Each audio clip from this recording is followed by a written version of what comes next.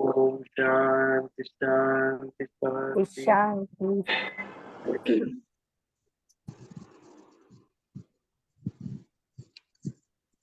चलो प्रज्ञा जी।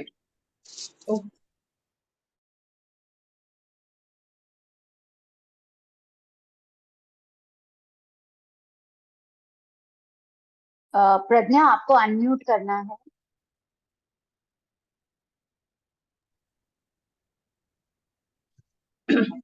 इदं तु ते गुह्यतमं प्रवक्ष्यामनुसूयवे ज्ञानं विज्ञानसहितं यज्ञात्वा मोक्षसे शुभात्। अहमात्मा गुडाकेश सर्वभूताशयस्थित अहमादिश्च मध्यं च भूतानामन्त एव च जातस्य हि ध्रुवो मृत्यु ध्रुवं जन्म मृतस्य च तस्मादपरिहार्येऽर्थे न त्वं शोचितुमर्हसि।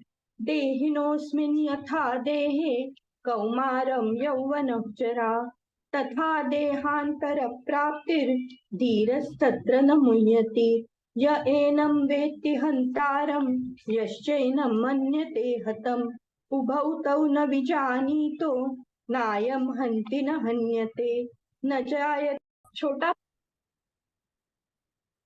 एक छोटा भक्ति गीत मैं गाने वाली हूँ।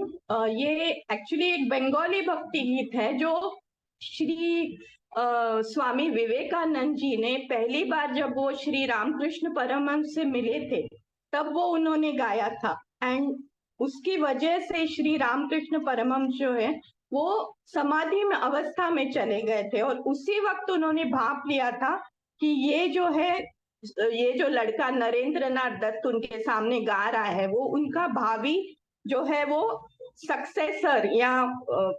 सक्सेसर होने वाला है, उत्तराधिकारी। उसका भजन का नाम है मोनो चलो रे निजो निकेतन, यानी मन चलो अपने घर।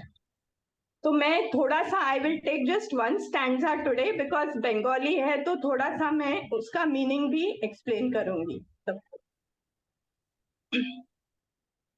मनो चलो रे निजो निकेतने मनो चलो रे निजो निकेतने संसार विदेशे विदेशीरो बेशे भ्रम केन अकारणि मनो चलो निजो निकेतने, यानी उसका मतलब है मोनो यानी हे मन, चलो निजो निकेतने यानी निज यानी अपने, निकेतन यानी निकेतन घर, हे मन अपने घर चलो।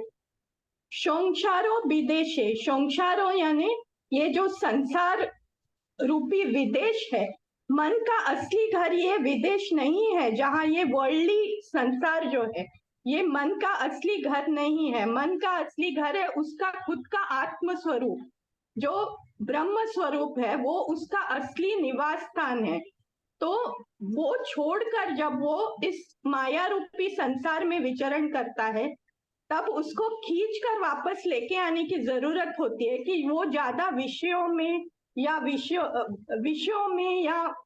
दूसरी जो काम क्रोध मद मोह मत्सर और जो पंचेंद्रिय है उनके विषयों में वो ज्यादा ना फंस जाए। इसकी वजह से समय समय पर अपने मन को समझाना पड़ता है कि मन अभी बहुत अपने सांसारिक इसमें विचरण कर लिया, अभी चलो अपने घर।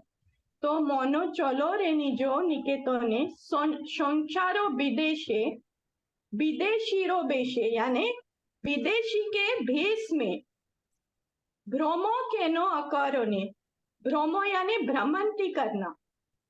तो वो जो भ्रमंती कर रहा है, केनो यानी क्यों, अकारण क्यों तुम इस संसार रूपी विदेश में भ्रमंती कर रहे हो, चलो अपने घर चलो। तो यहाँ हम लोग जब कहते हैं कि विदेश, संसार रूपी विदेश, वो तो समझ में आया कि द वर्ल्डली जो संसार है जहाँ लेकिन मन कैसे? फिजिकली तो मन कहीं बाहर नहीं जा सकता है, तो मन किस रूप में बाहर जाएगा? तो मन अपने थॉट्स के रूप में बाहर जाता है। वो थॉट्स जो है वो यहाँ वहाँ पूरे समय बाहर के विषयों में, बाहर की दुनिया में जो है उसी के अच्छे बुरे, पास्ट, फ्यूचर, प्रेजेंट, कभी कभी ज्यादा करके प्रेजेंट के कम ही होते हैं, लेकिन पास्ट और फ्यूचर के बहुत सारे थॉट्स होते हैं जो मन में आते हैं। तो उन थॉट्स के द्वारा वो मन यहाँ वहां भटकता रहता है। तो उसको कहते हैं, कवि कहते हैं कि तुम क्यों यहाँ वहां भ्रमण कर रहे हो, चलो अपने घर चलो। तो हमको भी ये समझना चाहिए कि हम जब भी थॉट्स में हम लोग जब भी यहाँ वहां भटकते हैं अपने थॉट्स के द्वारा, विषयों में फंस जाते हैं, कौन कैसे दिखता है, या मैं खुद कैसे दिखती हूँ, या कोई मेरे बारे में क्या सोच रहा है, या मैं रंग रूप और गंध, इन सारे उलझनों में जब इंसान फंस जाता है तो वो भूल जाता है कि उसका फोकस कहाँ रहना चाहिए। उसका फोकस रहना चाहिए अपने आत्म स्वरूप पर। किसी भी समय उसका जो व्यावहारिक दृष्टि से वो जब सांसारिक जो उसके कर्तव्य है वो सब निभा रहा है, लेकिन कभी कभी बीच बीच में उसको अपने घर वापस चला जाना चाहिए और अपने आत्म स्वरूप में थोड़ा सा मेडिटेशन के द्वारा या अन्य किसी ऐसी चीज के द्वारा जो अपने आप पर वो फोकस कर सके और बाहर की दुनिया को छोड़कर वो अपने अंदर कंसंट्रेट कर सके, इस तरह से उसे चलना चाहिए। तो दूसरा, इसका और एक स्टैंजा है, विषय पंचक আর ভূতগণ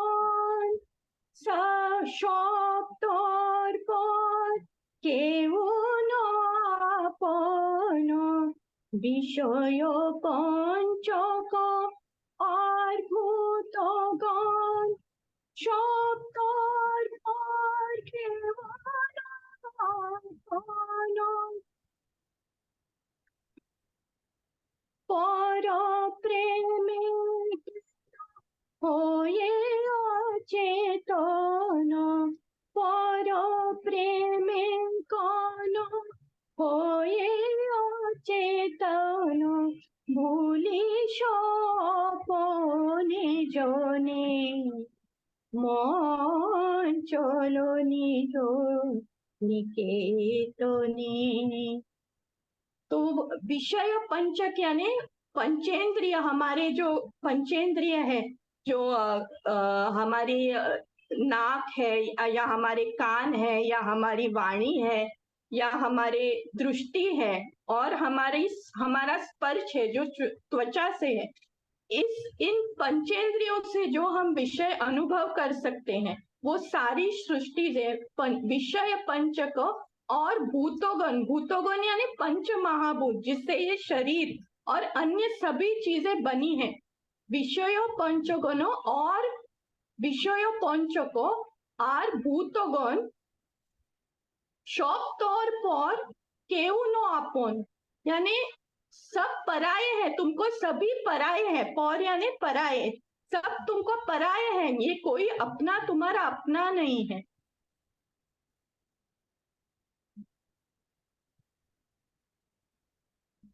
पर प्रेमे केनो कोई अचेतन, हम लोग अचेतन किसको कहते हैं? जिसकी चेतना जा चुकी है।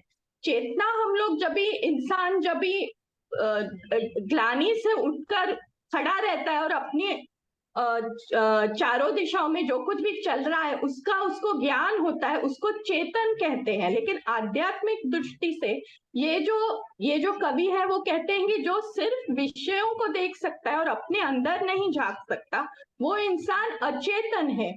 तो पर प्रेमे यानी पराये वस्तुओं के, लोगों के खुद अचेतन क्यों हो रहे हो? परो प्रेमे केनो होए अचेतन, यानी केनो यानी क्यों, परो प्रेमे केनो होए अचेतन, भूली छो आपोने जने, यानी अपने जो जन है, अपना जन कौन है? अपनी बुद्धि है। अपना जो अहंकार है, तो अहंकार भी यहाँ पे एक अच्छी तरह से कहा गया है कि मैं यानी मेरा अपना सेल्फ, वो मेरा अहंकार है। तो उसको वो जब भी हमको समझा रहे हैं कि मन बाहर नहीं भटको, अपने अंदर झांको, अपने को पहचानो, तभी भूली शो अपने जने, तुम बाहर क्यों देख रहे हो, अपने जो अपने है, तुम्हारी बुद्धि है, तुम्हारा आत्म स्वरूप जो तुमको समझा रहा है कि बाहर मत, वो अपने अंदर देखो, तो उसे क्यों भूल रहे हो, चलो अपने घर चलो। तो ये एक ही स्टैंजा था, उसका काफी सारा है, तो कहीं किसी और दिन में ये लेना चाहूंगी।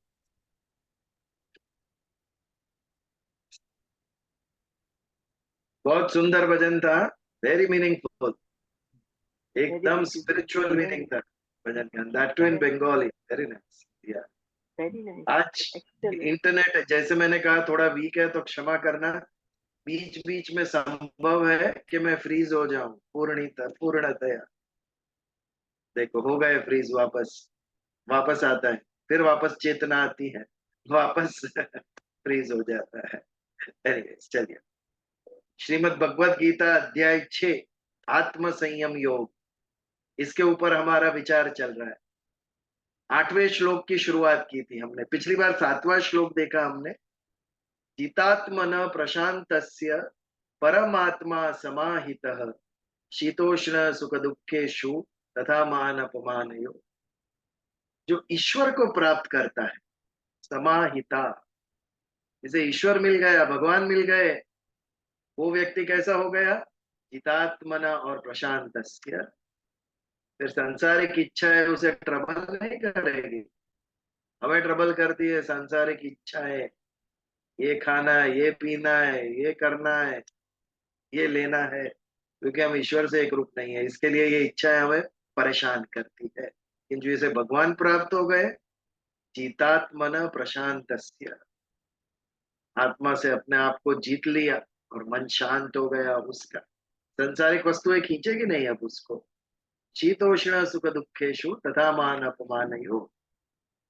कोई भी मुश्किल आ जाए, तकलीफ आ जाए, शीतलता हो, उष्णता हो, सुख हो या दुख हो, मान हो अपमान हो, इससे कोई फर्क नहीं पड़ता।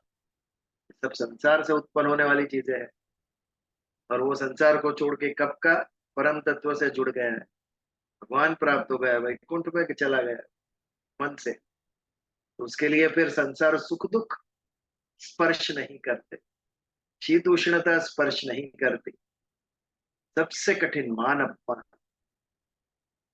सुख दुख मन अनुभव करता है, शीत उष्णता यानी शरीर को प्राप्त होने वाले दुख और सुख, शीतलता और उष्णता का अनुभव शरीर करता है, सुख और दुख का अनुभव मन करता है, और मान और अपमान का अनुभव अहंकार करता है।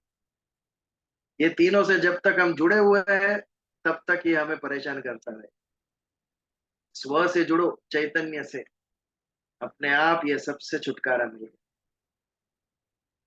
इफेक्ट है उसकी, कारण क्या है? भगवान से एक रूप होना। इफेक्ट क्या हुई? संसार के सुख दुख से आप मुक्त हो गए। ये था हमारा 8वां श्लोक। अभी जो 2 श्लोक है, 7वां श्लोक था ये, अभी जो 2 श्लोक है 8 और 9, उसमें सभी वस्तुओं में और व्यक्तियों में एक योगी की दृष्टि कैसे समान होती है, इसके ऊपर विचार किया है। 8वें श्लोक में वस्तुओं में अभेद दृष्टि से देखना, ये हमें दिखाता है। और 9वें श्लोक में व्यक्तियों में कोई भेद से जो नहीं देखता है, वो योगी। 2 ही तत्व है ना, व्यक्ति और वस्तु, और क्या है ये विश्व? कुछ नहीं। ये दोनों में समान भाव से जो देखता है, समदर्शी, वो है योगी। इसके लक्षण ये 8वें श्लोक में दिए। पिछली बार हमने जस्ट आरंभ किया था उसका। ज्ञान विज्ञान तृप्तात्मा कूटस्थो विजितेन्द्रिय युक्त इत्युच्यते योगी समलोष्टाश्म कांचन। योगी के लक्षण, योगी के गुण, योगी किसे कहेंगे? ज्ञान विज्ञान तृप्तात्, जो ज्ञान और विज्ञान से जिसका आत्मा तृप्त हुआ है वो। ये कौन से ज्ञान और विज्ञान की बात चल रही है? आत्मा चैतन्य है और संसार शरीर जड़ है। जो ज्यादा सूक्ष्म है अध्यात्म के विश्व में वो ज्यादा पावरफुल, उसकी शक्ति ज्यादा है, उसकी सत्ता ज्यादा है। मन से बुद्धि सूक्ष्म और बुद्धि से अहंकार। अहंकार के आगे मन बुद्धि का कुछ नहीं चलता। रावण को सभी ने समझाया मत कर मत कर, किसी की नहीं सुनी। अहंकार जागृत हो गया था, बुद्धि पे आवरण चढ़ गया। वैसे ही केस बालिका भी हुआ था। अपने भाई का राज्य छीन लिया और उसकी पत्नी भी छीन ली। प्रबल शक्तिशाली था वाली, वो भी रावण के जैसा ही था, महापराक्रमी। लेकिन उसको जो सत्ता मिली, उसको जो ताकत शक्ति मिली, उसका दुरुपयोग होने लगा क्योंकि मन में कहीं सात्विक भाव नहीं था, सांसारिक भाव था। इसके लिए सत्ता का दुरुपयोग करने लगा वो रावण की तरह। ये सब जिसे हम राक्षस कहते थे, सिर पे सिंग नहीं थे या दांत लंबे नहीं थे उनके, उनकी वृत्ति राक्षस जैसी, मनुष्य जैसी, देव जैसे, असुर जैसी। असुर ये वृत्ति है, देव ये भी एक वृत्ति है, देव तत्व ये एक वृत्ति है। दैवी गुण जो गुण है उसके कारण वो देव, वो गुण के कारण असुर कहलाए। उनको जो शक्ति मिली उसका दुरुपयोग हुआ क्योंकि वृत्ति पे उनकी काबू नहीं था, वृत्ति सात्विक नहीं। तो शक्ति देने से पहले मन को, आत्मा को शुद्ध करना चाहिए, उसकी वृत्ति सात्विक होनी चाहिए। उसी व्यक्ति, वही व्यक्ति अधिकारी बनता है ज्ञान प्राप्त करने का। इसके लिए वेद अभ्यास करने से पहले बहिरंग चातुष्टय और अंतरंग चातुष्टय, योग, आसन, समाधि, शक्ति प्राप्त करने से यम और नियम, अपनी वृत्ति शांत करो, वृत्ति सात्विक करो। 5 यम, सत्य, हिंसा, ब्रह्मचर्य, स्तेय और अपरिग्रहण, ये 5 व्रत आपके अंदर उतरे, आप आत्मसात करो ये 5 गुण, उसके बाद आप अधिकारी बनते हो। पहले वृत्ति को निर्मल करो, फिर ज्ञान प्राप्त करो, फिर शक्ति प्राप्त करो। नहीं तो उस ज्ञान और शक्ति का दुरुपयोग होता है। कितना प्रैक्टिकल, कितनी प्रैक्टिकल बात की है हमारे शास्त्रों ने जो कही वो, तो यहाँ पर भी वो बात। आत्मा चैतन्य सूक्ष्म है और वो ज्यादा सत्ताशाली है, वो जड़ सृष्टि से तृप्त नहीं होगा। तो यहाँ कौन से ज्ञान और विज्ञान की बात है जो आत्मा को तृप्त करता है? कौन सा ज्ञान और विज्ञान? अगर हम व्याख्या देखें तो ज्ञान किसे कहेंगे? जो जड़ सृष्टि का है वो ज्ञान, फिजिक्स, केमिस्ट्री, बायोलॉजी, ये सब ज्ञान। और विज्ञान यानी विशिष्ट ज्ञान किसका? चैतन्य तत्व का हमें पता कराता है वो विज्ञान, वो विशिष्ट ज्ञान। जड़ का ज्ञान प्राप्त करना इजी है, विशिष्ट का ज्ञान प्राप्त करना कठिन है। सब्जेक्ट पढ़ना बहुत इजी है, लेकिन आत्मा अनुभूति करना अति कठिन अनुभूति का विषय है। आध्यात्मिक ज्ञान अनुभूति का विषय है, कोई अन्य आपको नहीं सिखा सकेगा। वो गुरु केवल मार्गदर्शन करता है, हमें अपने आप उसे प्राप्त करना है। एक बहुत सुंदर श्लोक है हमारे शास्त्रों में, संस्कृत वाङ्मय में। आप जब शिक्षा प्राप्त करने जाते हो, ज्ञान प्राप्त करने जाते हो, तो गुरु जो आपको सिखाते हैं वो केवल 25% होता है, 25%, पाउट 1/4। गुरु ने जो सिखाया, आपने जो सुना, आपने जो देखा, उसका आपके मन पर असर हुई और आपका मन सोचने लगा, आपकी बुद्धि लगने लगी उसमें। गुरु ने जो कहा और सुना, आपने देखा उससे, और आपका मन और बुद्धि जब लगता है तो आप दूसरा 25% अपने आप सीखते हो। Another 25% you learn on your own after listening and seeing, क्योंकि आपने जो देखा, आपने जो सुना, उसकी असर हुई मन पे और मन चलने लगा, मन खुद सोचने लगा, बुद्धि अपने आप लगने लगी। दूसरा 25% हम अपने आप सीखते हैं। तीसरा 25% जब हम साथ बैठे, जब सहपाठी सभी जो एकत्रित हुए गुरु से ज्ञान लेने के लिए, वो जब आपस में डिस्कस करते हैं तब बैलेंस 25% आप उससे सीखते हो। जो कुछ आपने मिस आउट कर दिया था, अन्य से जब डिस्कस किया तब आपने सीखा 25%। और लास्ट 25% कालीन, समय जैसे जैसे बीतते गए अपने आप स्फुरण हुआ आपको। काल आपको सिखाता है बैलेंस 25%, कोई भी विषय का। जैसे जैसे समय बीतता जाता है आपको वो समझ में आता जाता है। इस प्रकार गान तो समझने की बात है, गुरु केवल 25% सिखाता है आपको, बाकी आपकी मेहनत है। अध्यात्म का भी यही नियम है, गुरु केवल आपको मार्ग दिखाता है। भगवान ने आपको दृष्टि दी, गुरु ने सिखाया कि उससे उस दृष्टि से क्या देखना है और क्या नहीं देखना है। भगवान ने आपको वाणी दी, गुरु ने ये समझाया कि क्या बोलना है और क्या नहीं बोलना है उससे। भगवान ने आपको शक्ति दी, गुरु ने समझाया कि ये शक्ति का उपयोग क्या करना है, किसी को त्रस्त करने में या किसी को जीवन दान देने में ये शक्ति का उपयोग करना। भगवान ने बुद्धि दी, गुरु ने सोचना सिखाया, ऐसे नहीं ऐसे सोच, ये विषय पे नहीं ये विषय पे सोच। बट ये केवल मार्गदर्शन है, हमें चलना है अपने आप कि जो चैतन्य तत्व है उसका कोई गुरु नहीं है। इसीलिए हमारे यहाँ गुरु की पद्धति ही नहीं थी। आपको सुनकर ये होगा, कृष्ण किसी के गुरु नहीं हुए, कभी बने गुरु कृष्ण किसी के नहीं।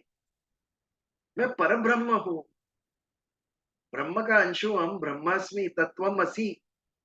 मेरा गुरु कैसे कोई हो सकता है? तो मैं पूर्ण ब्रह्म का अंशु मैं, तो ना मैं किसी का गुरु हो ना कोई मेरा गुरु है, हम स्वयं अपने गुरु। ये हमारी विचारधारा, ये भारतीय दर्शन। मैं स्वयं ब्रह्म का अंश हूं, मेरा कोई गुरु है ना मैं किसी का गुरु। इसलिए सहनावतु सहनौ भुनक्तु सह वीर्यं करवावहै। हम साथ मिलके पढ़े, साथ मिलके रहे, साथ मिलके कर्म करें, और यदि एक दूसरे से आगे बढ़ जाए तो माँ विद्विषावहै, एक दूसरे का द्वेष नहीं करेंगे। वसुधैव कुटुंबकम, हम एक ही परिवार है। और एक परिवार का लक्षण क्या है? किसी को एक दूसरे पे द्वेष नहीं, किसी से ईर्ष्या नहीं है। ये कब हो सकता है? जब हमारी दृष्टि उदार हो और जब हमें सभी अपने लगे, तो अभी तभी हम द्वेष रहित हो सकते हैं। तो ज्ञान विज्ञान तृप्तात, यहाँ पर कौन से ज्ञान और विज्ञान की बात चल रही है? अध्याय कर्मयोग का है, इसके लिए कर्मयोगी की बात चल रही है। तो कर्म के एंगल से ज्ञान और विज्ञान देखना पड़ेगा हमें। कर्म के एंगल से ज्ञान क्या है? ये जो कर्म है उस आरंभ है। स्वप्न देखते हैं, सभी स्वप्नों का अंत होता है। हम रात को सोते हैं, उस नींद का भी अंत होता है। सुबह अपने आप जागृति आती ही है। तो ये शरीर से होने वाली जो भी क्रियाएं हैं उसका आरंभ और अंत है, ये मुझे पता चला। सूक्ष्म देह मन और बुद्धि से होने वाला चिंतन, ये भी कर्म है। ये जो चिंतन है उसका भी आरंभ और अंत है। कारण देहने से होने वाली समाधि, वो भी अनित्य है। समाधि लगती है और समाधि छूटती है, परमानेंट नहीं है। तो ये सभी अनित्य है, ये जितने भी कर्म है सभी अनित्य है। ये बात जब मान हमें ध्यान में आए, समझ में आए, वो ज्ञान है कर्मयोग की दृष्टि से। और विज्ञान क्या है? यदि ये कर्म अनित्य है, these actions are not permanent. जिसका आरंभ हुआ है उसका अंत होने वाला है। तो फिर ये एक्शन का जो फल मिलेगा, ये फल भी कैसे परमानेंट होगा? अनित्य कर्म का फल भी अनित्य। कर्म से उत्पन्न जो भी फल है वो हमें कुछ समय तक ही आनंद दे, वो फल उसके बाद हमारे लिए अनइम्पोर्टेंट हो जाए। नई गाड़ी ली होती है तो कुछ समय तक वो नई गाड़ी बहुत आनंद देती है, 2-4 साल के बाद उसकी कीमत नहीं देती। जो ली थी तभी जो आनंद देती, अभी नहीं देती। कर्म का फल अनित्य, उसका भी आरंभ और अंत। ये जिसे समझ में आ गया वो विज्ञान, तो फिर वो कर्म के फल से अनासक्त हो जाए। कर्म का फल मिले ना मिले कोई फर्क नहीं पड़ता, सिद्धि मिले ना मिले कोई फर्क नहीं पड़ता, मान मिले अपमान मिले, doesn't matter, I am doing my duty. मान अपमान मिलने के एंगल से हमने कार्य का आरंभ नहीं किया था, ये विज्ञान। कर्म से मिलने वाले फल के साथ अनासक्त भाव, ये दो बात जिसे समझ में आ गई वो योगी। तो फिर ये संसारिक सभी कर्म और उसके फल उसे बिल्कुल स्पर्श नहीं करेंगे, और अलौकिक कर्म अलौकिक फल उसके साथ वो एक रूप होगा ईश्वर के साथ। तभी उसका आत्मा तृप्त होगा जब वो अनासक्त भाव से कर्म करेगा। ना कर्म से आसक्ति है, ना उसके फल से आसक्ति। जब ये भाव से कर्म होगा, जब ये ज्ञान और ये विज्ञान उसे समझ में आएगा, और उसके बाद जो उससे कर्म होगा उससे आत्म तृप्ति प्राप्त होगी। तो दिस इज ज्ञान विज्ञान तृप्ता। जो योगी होता है उसे सही कर्म करने का ज्ञान, और वो कर्म का जो फल है उसमें कोई रस नहीं है, ये विज्ञान। ये जब प्राप्त होता है तब अंतर तृप्त होता है। हमें क्यों तृप्ति नहीं मिलती, हमें क्यों संतोष नहीं मिलता है? कम कपड़े हैं, आप सबके पास वार्डरोब खोलना, फिर भी इच्छा होती है ना कि नया ले ले आप, होती है। क्यों? जो जो है उसमें संतुष्टि क्यों नहीं है? क्योंकि हम जुड़े हुए हैं ना, आसक्त है ना। ये सभी आसक्तियां हैं। ऑर्नामेंट्स है, ज्वेलरी है, तो भी कुछ समय हो गया तो अभी ये तोड़ के नई डिजाइन करवाओ। We are not satisfied with what we have. तृप्ति नहीं, संतुष्टि नहीं है, बिकॉज उसके पीछे का तत्व हमें पता नहीं। संसारिक है, जड़ है, इच्छाएं उत्पन्न करेगा ही, और हमें वो आसक्त उससे करेगा ही। इसके लिए कुछ भी करो तो भी लाइफ में सेटिस्फेक्शन नहीं। इतना कुछ घूम के आए फिर भी 6 महीने में होगा कहीं जाए वापस, वर्ल्ड टूर करके आए फिर भी यू आर नॉट सेटिस्फाइड। 6 महीने 1 साल में फिर होता है घूमने जाए, क्यों तृप्ति नहीं है, क्यों संतुष्टि नहीं है? क्योंकि ये ज्ञान और विज्ञान नहीं है। ज्ञान सही विज्ञान नहीं है, इसके लिए हम अतृप्त है। ये सही ज्ञान और विज्ञान हो जाए तो हमें भी तृप्ति प्राप्त हो जाए। तो योगी कैसा है? ज्ञान विज्ञान तृप्तात् कूटस्थो विजितेंद्रिय। कूटस्थ बहुत बड़ा लक्षण है ये योगियों का। भक्ति योग, जो पहला योग हमने आरंभ किया, सबसे पहला अध्याय, उसमें 4थे श्लोक में भी ये शब्द आता है, कूटस्थ। व्हाट इज कूटस्थ? याद है किसी को? एनीबॉडी? कूटस्थ किसे कहते हैं? कूटना? कूटनीति ना होय जेने से। ना ना, नो। निर्विकार, रॉन्ग एकदम। नॉट एक्झॅक्टली થોડું કહી શકાય. કુટસ્થ બહુ મોટી ક્વોલિટી છે. कूटना यानी पीसना, ठोकना, उसे उसको कूटना कहते हैं हम। आपने कभी मोची के यहाँ आप गए होगे, कॉबलर मोची, जब चप्पल टूट जाती है, हाँ एरण, हाँ एरण जेने कहिए ना अपने जब हम मोची के पास जाते हैं, कॉबलर के पास, चप्पल टूट गई या शूज टूट गया तो उसको सिलाने के लिए या किला मारने के लिए, तो उसका जो वो लोहे का यंत्र होता है जिसके ऊपर शूज को रख के वो कूटता है, अरहन जिसे कहते हैं, एरण, वो लोहे का होता है। और उसके ऊपर वो किसके अंदर उपयोग होता है उसका? मोची उसको चमड़ा पीटता है, उसके ऊपर कूटता है। जो लोहार होता है वो अलग अलग शस्त्र बनाने के लिए लोहा कूटता है उसके ऊपर। ज्वेलर जो होता है सोनी, वो सोने के आभूषण बनाने के लिए सोना उसके ऊपर कूटता है। चांदी के बर्तन बनाने वाले चांदी के बर्तन उस पर कूट के उसको आकार देते हैं। चमड़ा हो, सोना हो, चांदी हो, लोहा हो, सब कुछ उसके ऊपर कूटता है। एकदम लेकिन तटस्थ, बिल्कुल, हाँ, तटस्थ एकदम, हे मीनिंग। तटस्थ, इन अ वे कि जिसके ऊपर इतने सारे अलग अलग अलग प्रकार के मेटल या चमड़ा हो, ये कूटते हैं, बट ये उसमें से किसी का भी रंग या कैरेक्टरिस्टिक्स उठाता नहीं है। वो कूटस्थ जो अपने आप जो है वो मेंटेन करता है। એટલે જે ચેન્જ ન થાય એ ને? चेंज ना था એટલે અવિકારી મેં કીધું, ક્લોઝ ટુ ઇટ, અવિકારી जो चेंज नहीं होता है वो।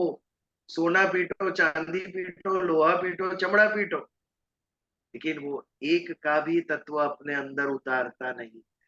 वो अपना जो तत्व है वो बनाए रखता है। ऐसा जो व्यक्ति है वो कुटस्थ।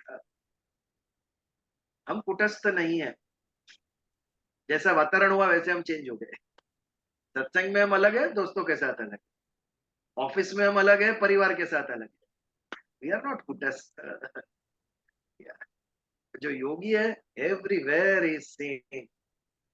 जो अंदर है वो बाहर। बाह्य वातावरण, बाह्य परिस्थिति उसके ऊपर कोई असर नहीं करती।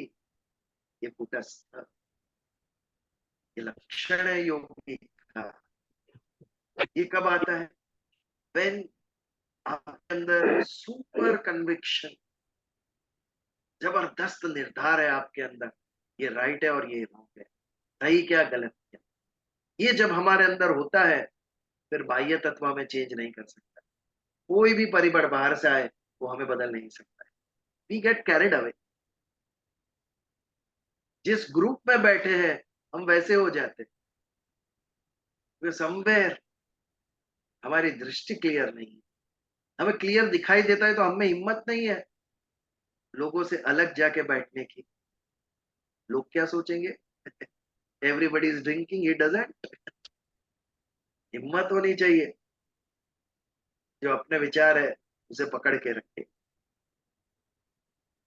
भारत की गलियों में भी धोती में घूमते थे गांधी जी, और जब ब्रिटेन के राजा ने चाय पिलाने बकिंगम पैलेस में बुलाया तभी भी धोती पहन के गए। कॉन्फिडेंस, यही सत्य है। ऐसा जो व्यक्ति है वो कुटस्थ है, वो कर्मयोग।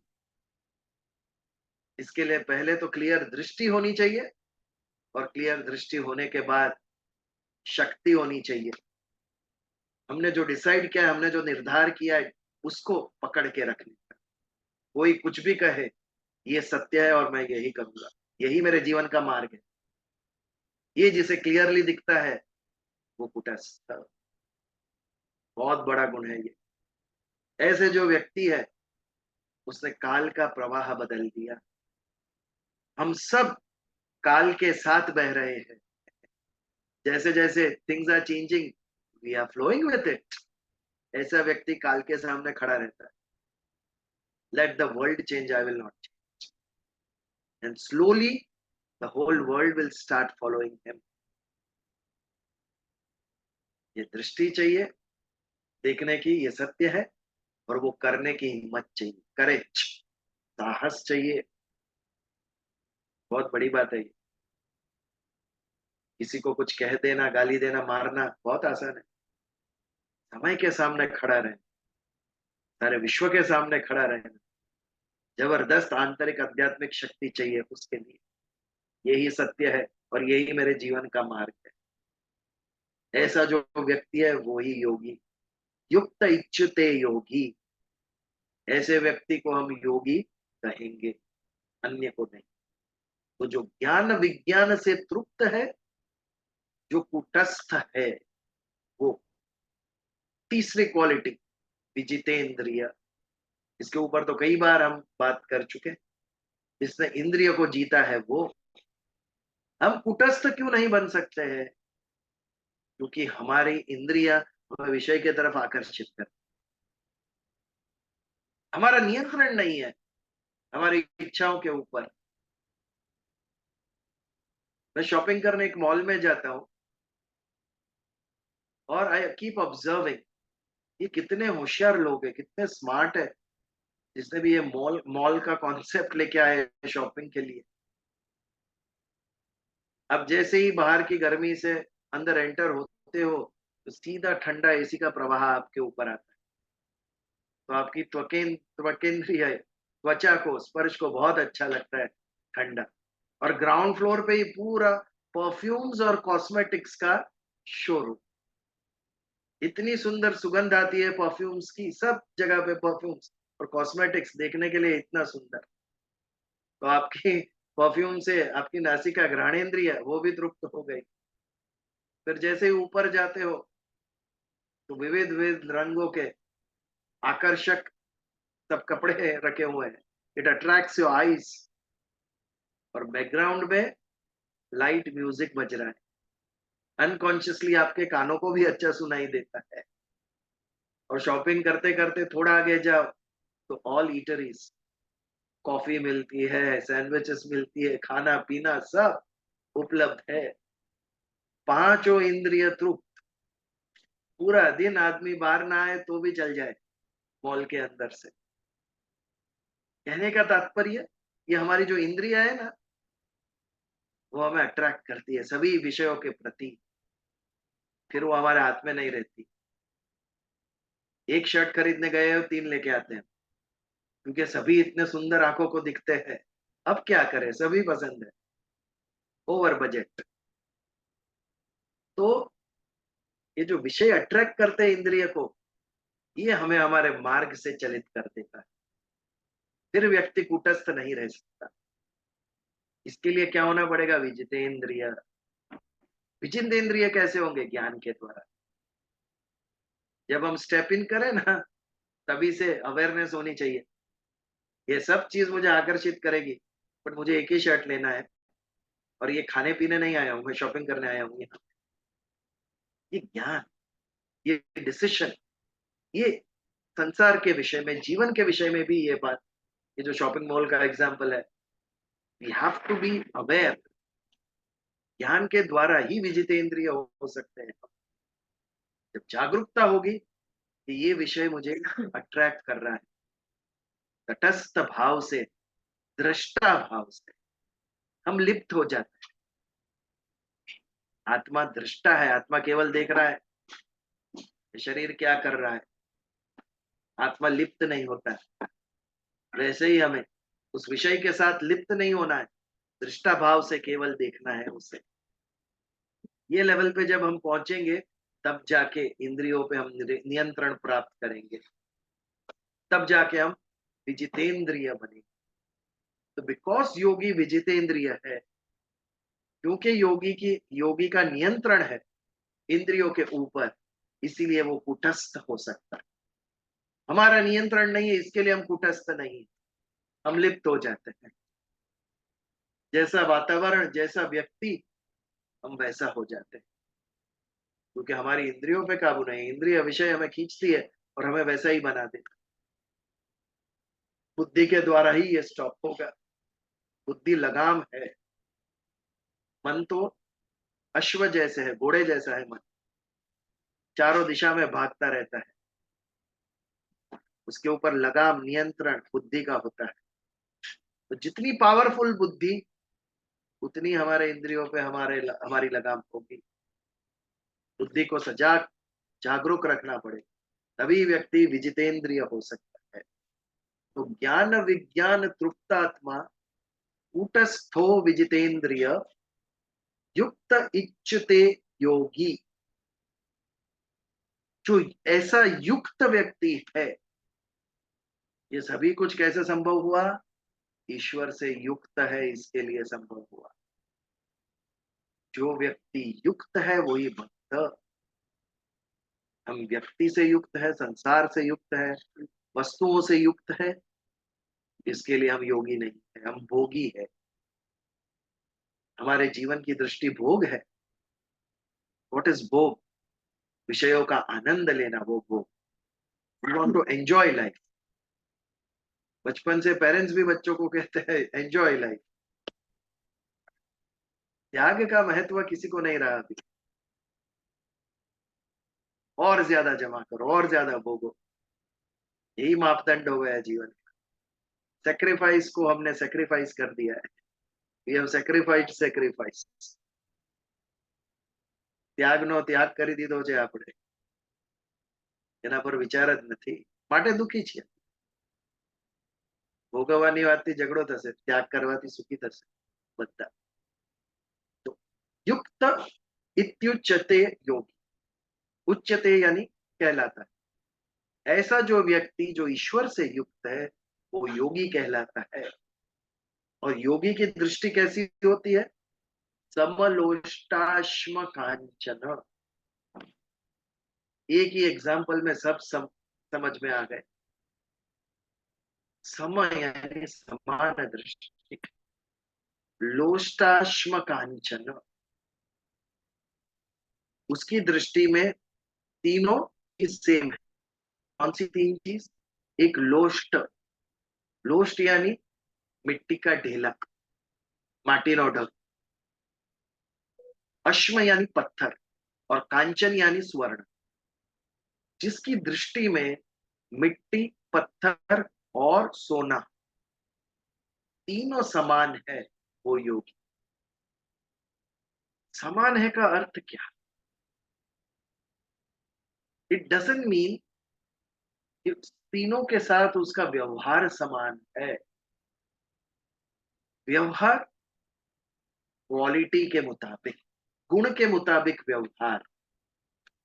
आपका व्यवहार आपके एम्प्लॉय के साथ अलग होगा, मेड के साथ अलग, ड्राइवर के साथ अलग, फ्रेंड के साथ अलग, फैमिली मेंबर के साथ अलग। ये व्यवहारिक है, प्रैक्टिकल है।